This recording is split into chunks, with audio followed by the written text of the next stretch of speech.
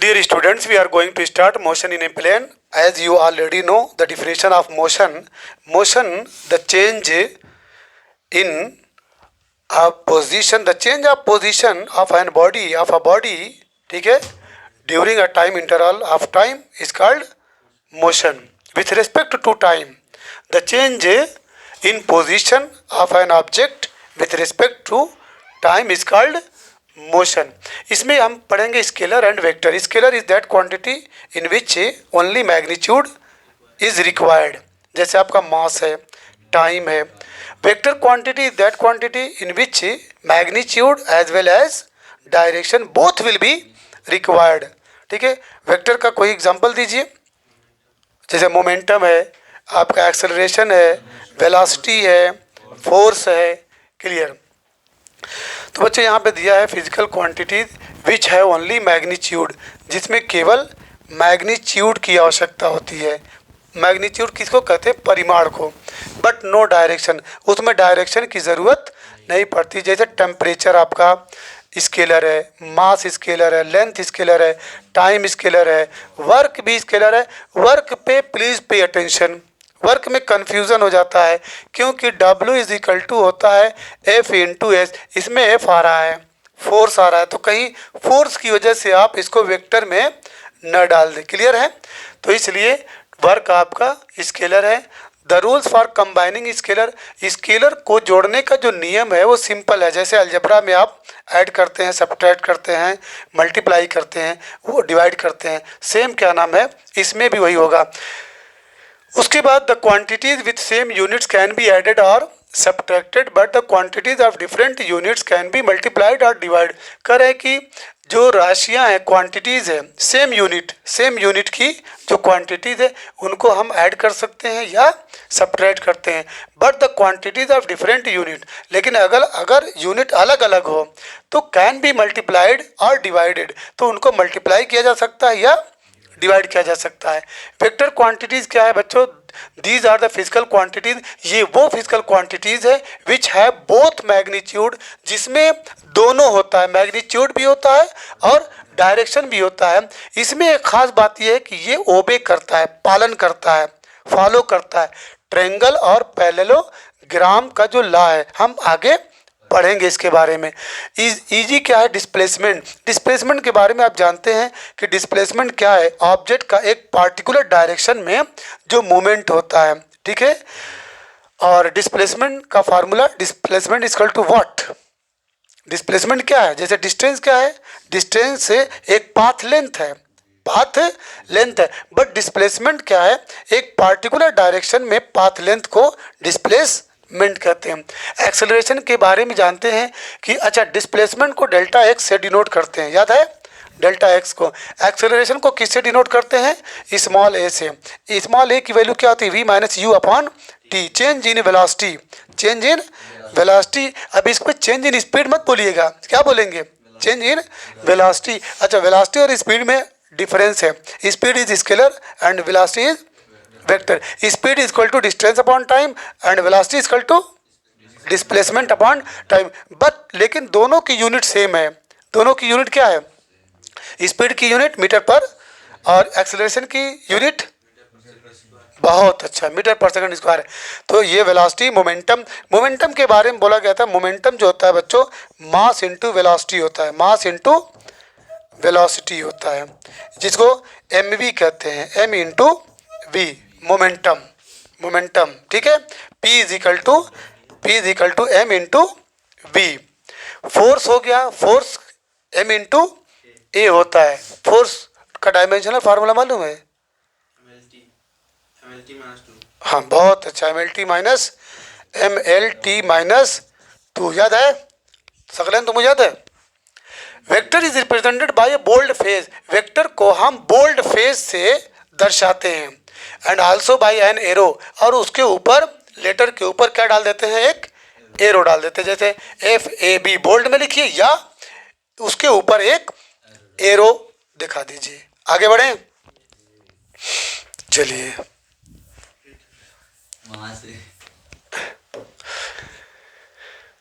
Suppose the body has a velocity, यही है ना, चेक कर लेना.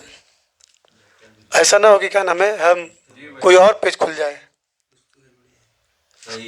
Suppose the body has the velocity 40 metre per second due east. मान लीजिए एक बॉडी है जिसकी वेलोसिटी कितनी दी है 40 metre per second due east, east की। If 1 centimeter is chosen to represent a velocity of 10 meter per second, then line OP of 4 centimeter in length drawn towards east। देखिए ये नॉर्थ है, ये south है, east है और वे waste है। ये आपका एक तरह से दिखाया गया है, ये टेल है और ये आपका हेड है। तो अब जाहिर सी बात है ये वेलोसिटी कितनी है 40 metre per second. If 1 centimetre मान लेते हैं कि 1 सेंटीमीटर चूज किया गया किसको दिखाने के लिए, velocity of 10 metre per second, यानी 10 मीटर पर सेकंड को हम 1 सेंटीमीटर ग्राफ पे दिखा रहे हैं। तो 1 सेंटीमीटर और ये 40 कितना का सेंटीमीटर लेना पड़ेगा 4 सेंटीमीटर। जब 10 मीटर पर सेकंड 1 सेंटीमीटर को डिनोट करेगा तो 40 मीटर पर सेकंड कितने को डिनोट करेगा 4 centimetre. Then line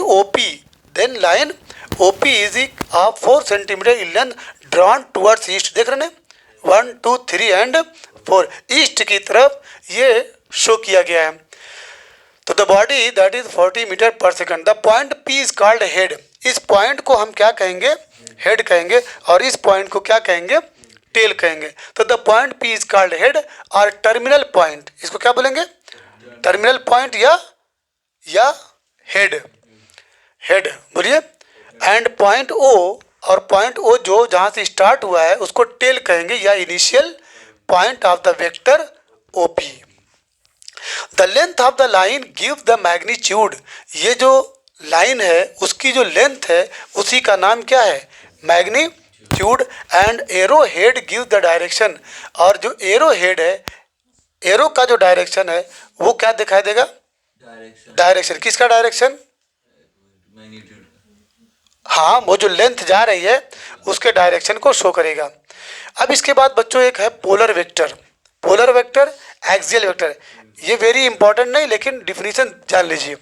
polar vectors which have a starting point, polar vector उसको कहते हैं जिसका एक स्टार्टिंग पॉइंट होता है, ठीक है। Are a point of application, या एप्लीकेशन का एक पॉइंट होता है जिसको पोलर वेक्टर कहते हैं, जैसे फोर्स है डिस्प्लेसमेंट है। एक्सियल वेक्टर किसको कहते हैं vector which represent the rotational effect and act along the axis of rotation are called axial. जैसे कोई चीज़ रोटेट कर रही है तो जिस पॉइंट पे वो रोटेट कर रही है उसको हम क्या बोलेंगे axial vector. The axial vector will have its direction along its axis of rotation depending on it's anti clockwise और क्लॉकवाइज। अब कोई चीज़ रोटेट कर सकती है या तो क्लॉकवाइज में या तो एंटी क्लॉकवाइज में, ठीक है। घड़ी की सुई जिस दिशा में जा रही है उसको क्या बोलेंगे क्लॉकवाइज, और उसके विपरीत दिशा में उसको क्या बोलेंगे anti clockwise. Important definition related two vectors.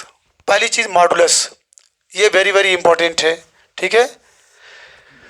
Modulus vector किसको कहते हैं the magnitude of A vector. बहुत सिंपल डिफिनीशन है कि एक वेक्टर का जो मैग्नीट्यूड होता है, ठीक है, वेक्टर का जो मैग्नीट्यूड जो परिमाण होता है उसी को क्या कहते हैं मॉडुलस ऑफ दैट वेक्टर। मान लीजिए फॉर ए वेक्टर कोई एक वेक्टर ए है तो it is represented by modulus A. अगर कोई वेक्टर ए है तो उसको किससे दर्शाएंगे मॉडुलस, इसी को मॉडुलस वेक्टर कहते हैं। जैसे मान लीजिए कि ए वेक्टर है, ए इज इक्वल टू मान लीजिए 2i plus 3j plus 1k है, ओके। चूँकि अभी आप पढ़ेंगे आई जो है वो यूनिट वेक्टर है, ठीक है, एक्स एक्सिस पे, और जे आपका वाई एक्सिस पे, के आपका जेड एक्सिस पे। तो जब इसका मॉडुलस निकालेंगे तो इसको भी आप मॉडुलस में रखेंगे, ठीक है, 2i प्लस 3j प्लस के। लेकिन जब इसको सॉल्व करेंगे तो ये अंडर रूट हो जाएगा 2 का स्क्वायर प्लस 3 का स्क्वायर प्लस 1 का स्क्वायर। तो 2 2 ज़ा 4 प्लस 3 3 ज़ा 9 प्लस 1 कितना हो जाएगा, यही मॉडुलस है किसका ए का। और याद रखिएगा आई डॉट आई बराबर 1 होता है, जे डॉट जे बराबर 1 होता है, के डॉट के बराबर 1 होता है। आगे पढ़ेंगे, क्लियर, आगे बढ़ें। मॉडुलस क्या है? मॉडुलस क्या है? एक वेक्टर का जो मैग्नीट्यूड होता है, मैग्नीट्यूड, वेक्टर के मैग्नीट्यूड को क्या बोलेंगे? मॉडुलस। इसको कैसे रिप्रेजेंट करेंगे? दो, ठीक है, लकीर के बीच में वो वैल्यू रखी जाएगी, मॉडुलस ए, या सिंपली आप इसको थोड़ा सा, ठीक है, ऐसे लिखेंगे, तिरछा। यूनिट वेक्टर क्या है?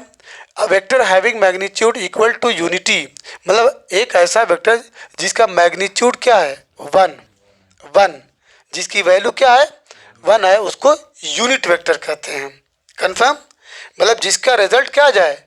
वन आ जाए, उसको यूनिट वेक्टर। तो अ वेक्टर हैविंग मैग्नीट्यूड, एक वेक्टर जिसका मैग्नीट्यूड ऐसा हो कि जो इक्वल टू यूनिटी, एक के बराबर हो, बट अ स्पेसिफिक डायरेक्शन, लेकिन उसकी एक खास दिशा हो, ये शर्त है। भाई यूनिट वेक्टर, जैसे नहीं आप कहते हैं भाई तकिया किधर है? उधर है, तो ये जो आप इशारा कर रहे हैं वो आपका यूनिट वेक्टर है। ये चांद किधर है? उधर है, ये आपका क्या है? Unit vector. यूनिट वेक्टर जिसका मैग्नीट्यूड वन हो लेकिन एक स्पेसिफिक डायरेक्शन हो, एक खास सिमत की तरफ आप दिखा रहे हो। तो एक वेक्टर हैविंग मैग्नीट्यूड, एक वेक्टर जिसका मैग्नीट्यूड क्या हो? जो इक्वल हो किसके?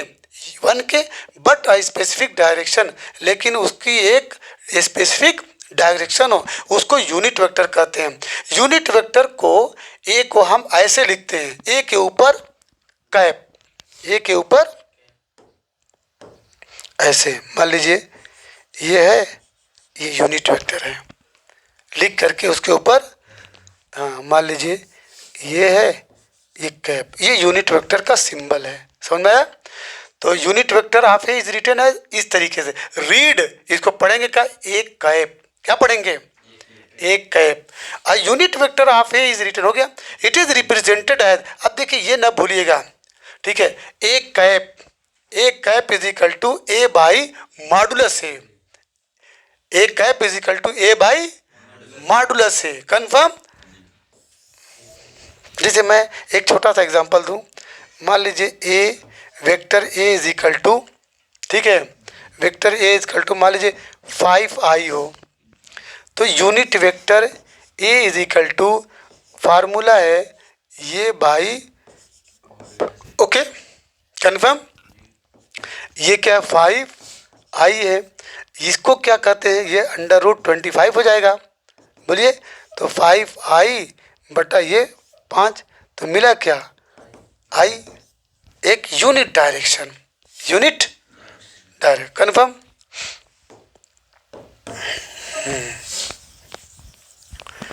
चलिए यहाँ तक हो गया। अब इधर है ना, अब इसके बाद बच्चों, hence any vector can be represented, किसी भी वेक्टर को हम रिप्रेजेंट एक्सप्रेस कर सकते हैं as the magnitude times the unit vector, यानी यूनिट वेक्टर में आप मैग्नीट्यूड से मल्टीप्लाई कर दीजिए। देखिए जैसा कि आप यहाँ देख रहे हैं, यूनिट वेक्टर को लिख सकते हैं, यूनिट वेक्टर, ये क्या किया, इसके अंदर मल्टीप्लाई कर दिया, यानी vector upon magnitude of the vector, फिर A is equal to A unit vector. Clear? तो उसी को ये लिखा है कि हम किसी भी वेक्टर को एक्सप्रेस कर सकते हैं magnitude times the unit vector. Unit vector में मैग्नीट्यूड से आप क्या कर देंगे? मल्टीप्लाई कर देंगे along its own direction in Cartesian coordinate. जो कार्टेशियन कोऑर्डिनेट है जिसमें I, J and K are the unit vectors along X axis, Y axis and Z X. आपके दिमाग में ये होना चाहिए कि एक्स एक्सिस के लिए आई, वाई एक्सिस के लिए जे और जेड एक्सिस के लिए के। Confirm? The magnitude of a unit vector is unity and has no unit और डायमेंशन। जो यूनिट वेक्टर का जो मैग्नीट्यूड है वो एक यूनिटी है, एक इकाई है, एंड हैज नो यूनिट, इसका न कोई यूनिट होता है और न कोई डायमेंशन होता है। क्लियर? नल वेक्टर की बात आ रही है, नल वेक्टर, ठीक है, जैसे नल सेट पढ़े थे ना, नल सेट किसको कहते हैं? भूल गए? Null set having no element, जिसमें कुछ न पाया जाए। जैसे मैं कहूँ कि जाओ, ठीक है, एक ऐसा इंसान तलाश करो जो पैर के बजाय सर से चलता हो, तो आप ढूंढेंगे नहीं पाएंगे, तो आप कहेंगे कि भाई इट इज़ नल सेट। या मैं कहूँ कि एक नेचुरल नंबर लो, एक नेचुरल नंबर लो जिसकी वैल्यू निगेटिव आए, तो नेचुरल नंबर तो पॉजिटिव होता है, वो निगेटिव नहीं आ सकता। या मैं कहूँ कि एक्स स्क्वायर, मैं कहूँ कि भाई X square X square is equal to -4, X square is equal to -4, and ये एक्स जो है बिलोंग करता है इंटीजर से, एक्स बिलोंग करता है इंटीजर से, तो एक्स की वैल्यू जब करेंगे तो ये -4 आ जाएगा, तो ये नल सेट हो जाएगा, क्योंकि root -4 does not belongs to integer, root -4 belongs to what, irrational complex number, वो कॉम्प्लेक्स। तो जो आप रिजल्ट ना पाए किसी भी केस में, तो that will be null set. तो यहाँ पे नल वेक्टर है, a vector with zero magnitude, ऐसा वेक्टर जिसका परिमाण क्या हो, जीरो मैग्नीट्यूड हो, and having an arbitrary direction, और एक आर्बिट्रेरी डायरेक्शन हो, आर्बिट्रेरी का मतलब मनमाना, फर्जी, मन गढ़ंत, ठीक है, जिसकी कोई रियलिटी, जिसका कोई रूल ना हो, उसको क्या बोलते हैं, null vector. This vector is also known as zero vector, इस वेक्टर का दूसरा नाम क्या है, zero vector, denoted by zero. Easy example जैसे acceleration vector of an object moving with uniform velocity, मतलब एक एक्सेलरेशन वेक्टर है एक ऑब्जेक्ट का जो क्या नाम है, यूनिफॉर्म वेलोसिटी से चला जा रहा है। अगर कोई बॉडी यूनिफॉर्म वेलोसिटी से जा रहा है तो एक्सेलरेशन क्या होगा, जीरो होगा। एक्सेलरेशन क्या होता है, A is equal to V minus U by T होता है ना। अगर ये दोनों सेम हो जाए, u भी सेम v भी सेम, अगर u 5 metre per second v भी 5 मीटर पर सेकंड, तो 5 - 5 विल बी व्हाट, जीरो, तो ये आपका जीरो वेक्टर हो जाएगा। क्लियर। इक्वल वेक्टर बहुत आसान है, इक्वल वेक्टर टू वेक्टर्स, दो वेक्टर ले लीजिए, उनको कहा जाएगा इक्वल। कब कहा जाएगा, if they have equal magnitude, अगर दोनों का मैग्नीट्यूड सेम हो एंड सेम डायरेक्शन, और दोनों की दिशा भी सेम हो, तो उसको क्या बोलेंगे, इक्वल है। देखिए ओ पी और एस क्यू दोनों सेम डायरेक्शन में जा रहे हैं, दोनों इधर ही तो जा रहे हैं, तो इसको क्या बोलेंगे, इक्वल वेक्टर। इक्वल वेक्टर किसको कहते हैं, दो वेक्टर जिनका मैग्नीट्यूड सेम हो और डायरेक्शन भी सेम हो। मैग्नीट्यूड का मतलब परिमाण, उसका रिजल्ट, उसकी वैल्यू वो भी सेम हो और डायरेक्शन भी। अगर इसका एरो इधर कर देंगे तब क्या हो जाएगा, अपोजिट वेक्टर हो जाएगा। ठीक है, आइए consider two vectors A and B. मान लीजिए दो वेक्टर ए और बी है, which are represented by two equal parallel line. दोनों को हम दो इक्वल पैरेलल लाइन से दिखा रहे हैं। पैरेलल लाइन किसको कहते हैं, जो चलती रहे है, नहीं चलती नहीं रहे, दो लाइन अगर जा रही है, उनके बीच की हाइट जो है अगर हर जगह सेम है तो उसे, हाँ रेलवे ट्रैक, बहुत सही। Parallel lines are those lines which never meet at any point, या which never intersect at any point, या whose width between them is same या कांस्टेंट एट एवरी पॉइंट। तो मान लीजिए दो वेक्टर है ए और बी, जिसको हम दो इक्वल पैरेलल लाइन से दिखा रहे हैं, सेम मैग्नीट्यूड एंड डायरेक्शन, तो OP is equal to what, SQ, या A is equal to B। Vectors don't have fixed location, vector जो है don't have fixed location when we displace a vector parallel to itself, then the vector does not change. Such vectors as known are free vectors. ऐसे vector को क्या बोलेंगे, कौन सा vector, जो क्या नाम है फिक्स्ड लोकेशन पे ना हो, कहीं एक जगह स्थिर न हो। when we displace, जब हम उसको डिस्प्लेस करें, उस पोजीशन से थोड़ा सा हटाएं, ठीक है, वेक्टर पैरेलल टू इटसेल्फ, तो एक वेक्टर उसी के पैरेलल, उसको जो अपने क्या नाम है डज नॉट चेंज नहीं करता, उसी सिम्त में जाता है, तो ऐसे को हम क्या बोलेंगे, फ्री वेक्टर। जैसे velocity of vector of a particle moving along a straight line is a free vector. Negative vector देखो, ये लाइन इधर जा रही है, ये लाइन इधर जाएगी, दो वेक्टर उनको हम निगेटिव कहेंगे एक दूसरे को, अगर उनका मैग्नीट्यूड इक्वल हो लेकिन डायरेक्शन अलग हो, मैग्नीट्यूड सेम हो और डायरेक्शन अलग हो। जैसे मैं कहूँ यहाँ पे फाई, ध्यान देना, 5 इसको मैं बोल दूँ -5, क्या बोलूँ इसको, -5 बोल दूँ। देखो इसमें कितना मिनट हुआ है, ये 5 है और ये आपका माइनस। देखिए इसका मैग्नीट्यूड सेम होगा, मैग्नीट्यूड इसका लेंगे तो मॉड 5, ये क्या हो जाएगा आपका 5 हो जाएगा, ये भी आपका 5 हो जाएगा। स्क्वायर रूट में जब लेंगे, ठीक है, तो ये 25, ये 25, तो इसका मैग्नीट्यूड सेम है लेकिन डायरेक्शन सेम नहीं है। अब इसके बाद बच्चों, 2 vectors are said to be the negative of each other. 2 vector को हम एक दूसरे का निगेटिव वेक्टर बोलेंगे कब, जब उनकी मैग्नीट्यूड इक्वल हो लेकिन डायरेक्शन अपोजिट हो। The negative vector of A is represented as -a। Collinear vector किसको कहते हैं, वेरी वेरी इंपॉर्टेंट है। कोलिनियर वेक्टर आपका उसमें भी आएगा 11th की मैथ में, अरे 12th की मैथ में आएगा। अच्छा ये अच्छा तैयार रहेगा तो आपका 12th का जो मैथ वाला चैप्टर है वो क्लियर हो जाएगा एकदम। 2 वेक्टर, 2 और मोर वेक्टर, 2 या 2 से अधिक वेक्टर, उनको हम कोलिनियर कहेंगे। 2 या 2 से अधिक वेक्टर को कोलिनियर कहेंगे। When they act along the same line, जब वो सब एक ही लाइन में,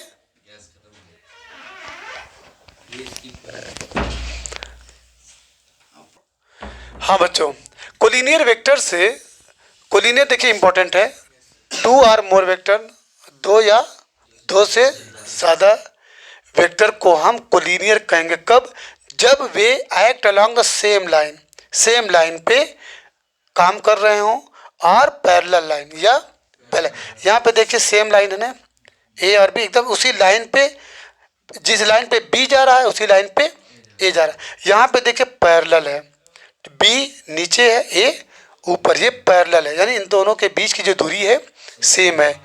यहाँ पे देखिए ये भी पैरेलल है लेकिन डायरेक्शन खाली अलग है, तो इन सब को हम कोलिनियर कहेंगे। कोलिनियर, कोलिनियर, ठीक है ना, मतलब 2 और मोर वेक्टर्स, 2 या 2 से अधिक वेक्टर, उनको हम कोलिनियर कहेंगे when they act along the same lines और पैरेलल लाइन, जब वे सभी एक लाइन पे या पैरेलल लाइन पे एक्ट कर रहे हैं। क्लियर हो गया। If A and B are 2 collinear vector then they can be represented along a line in the same direction. Figure A देख रहे हैं, ये सेम लाइन वाला है, और along the parallel lines in the same direction, देखिए B वाला, और उसके बाद अपोजिट डायरेक्शन भी हो सकता है, शर्त यह है कि पैरेलल लाइन होना चाहिए, डायरेक्शन में भी अपोजिट। पैरेलल वेक्टर्स किसको कहते हैं, ये बहुत ईजी है। 2 collinear vectors having the same direction, same direction है, उसको क्या कहेंगे, parallel vector. In this case the angle between these 2 vectors will be 0। जाहिर सी बात है, जब 2 लाइन पैरेलल होती है तो उनके बीच का एंगल क्या होता है, ये कन्फर्म है भाई। एक लाइन यूं है, दूसरी लाइन भी यूं है, तो कहाँ एंगल बन रहा है, एंगल का फॉर्मेशन तब बनता है, ऐसे जा रहा है, कोई ऐसे चल जा रहा है, कोई ऐसे चल जा रहा है। क्लियर, समझ में आई बात, आगे बढ़े।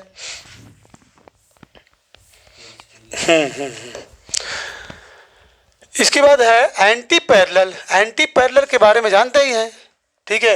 Anti parallel vector similarly 2 collinear vectors having the opposite direction, direction क्या हो, अपोजिट हो, उसको एंटी पैरेलल कहते हैं। In this case, anti parallel के केस में angle between these 2 vectors will be what, 180 degree. Clear. Coplanar vector, coplanar vector ये भी वेरी वेरी इंपॉर्टेंट है, ये सब 12th की मैथ है, याद रखना। The vectors lying in the same plane, सभी वेक्टर्स अगर सेम प्लेन पे हों, सेम प्लेन पे, तो उन्हें क्या कहते हैं, को planar vector. 3 vectors A B and C, देख रहे हैं A B and C are lying in the same plane of paper, एक ही तल में है। तल का मतलब जानते हैं, मतलब सारे लोग इसी पे हैं, कोई नीचे नहीं है। आप 10th की फिजिक्स में पढ़े होंगे कि क्या नाम है, incident ray, refracted ray and normal all lie in the same plane, वो सभी एक प्लेन में। मतलब क्या है, सब अगर एक्स एक्सिस पे है तो एक ही एक्स एक्सिस पे है, नीचे कोई तल नहीं है। तो इसे ही कह रहा है कि coplanar vector, the vectors lying in the same plane are called coplanar vector. 3 vectors A B and C are lying in the same plane of paper as shown in figure. अब लास्ट है, नहीं 10th है, 11th है। को initial vector, को initial, देखिए को जब बोला जाएगा ना, को नहीं बोलते हैं भाई को एजुकेशन है। को का मतलब साथ में, male and female both study, ठीक है, ऑन द या इन द सेम प्लेस। तो को मतलब क्लियर हो गया कि भाई को का मतलब इसमें साथ आएगा। इनिशियल का मतलब शुरू हो रहा है, यानी एक ही जगह से शुरू हो रहा है, सब लोग एक ही जगह से। तो the vectors which have the same initial point, मतलब वेक्टर्स उनका अगर इनिशियल पॉइंट सेम हो, एक ही जगह से सब लोग शुरू कर रहे हो, तो उनको क्या बोला जाता है, को इनिशियल। देखिए ए भी ओ से जा रहा है, बी भी ओ से जा रहा है। The two vectors A and B have been drawn from the common initial point O. Therefore, A and B are called co-initial vector. Orthogonal unit vector. Orthogonal. तो vectors if 2 or 3 unit vectors are perpendicular to each other, यहाँ पे देखिए दो या दो से अधिक vector एक दूसरे पे परपेंडिकुलर हों, एक दूसरे पे, मान लीजिए जैसे ये एक वेक्टर है, इस पे एक वेक्टर और है, परपेंडिकुलर हो गया कि नहीं। परपेंडिकुलर मीन मेकिंग 90 डिग्री, यहाँ पे 90 डिग्री बन रहा है। ये क्या 2D है कि 3D है, 2D है, ठीक है। तो यहाँ पे देखिए एक्स एक्सिस, ये आपका वाई एक्सिस, और ये जो है चूँकि ये 2D है ना, ये बोर्ड हमारा क्या है 2D है, तो 3D कैसे दिखा है, तो देखिए ये 3D हो गया, ये जेड एक्सिस आपका हो गया। अब एक्स और वाई के बीच में 90 डिग्री, एक्स और जेड के बीच में 90 डिग्री, वाई और जेड के बीच में 90 डिग्री। तो यहाँ पे कहा जा रहा है कि इफ 2 or 3 यूनिट वेक्टर, अगर 2 या 3 यूनिट वेक्टर एक दूसरे पे परपेंडिकुलर हों, तो उन्हें हम क्या कहते हैं, orthogonal unit vector. The unit vectors along X axis, Y axis, Z axis are respectively denoted by I, J and K आप पढ़ चुके हैं, याद रखिएगा। आई जो है एक्स एक्सिस को, और जे वाई एक्सिस को, और जेड नहीं के जेड एक्सिस को। क्लियर। चलिए, हाँ, लोकलाइज्ड और नॉन लोकलाइज्ड सिंपल सा है, 1 मिनट लगेगा। दोज वेक्टर्स, वो सभी vector whose initial point is fixed. Localise उसको कहते हैं जिसका इनिशियल पॉइंट फिक्स्ड होता है, उसको क्या बोलते हैं, लोकलाइज्ड वेक्टर। जैसे position vector of a particle, initial point lies at the origin.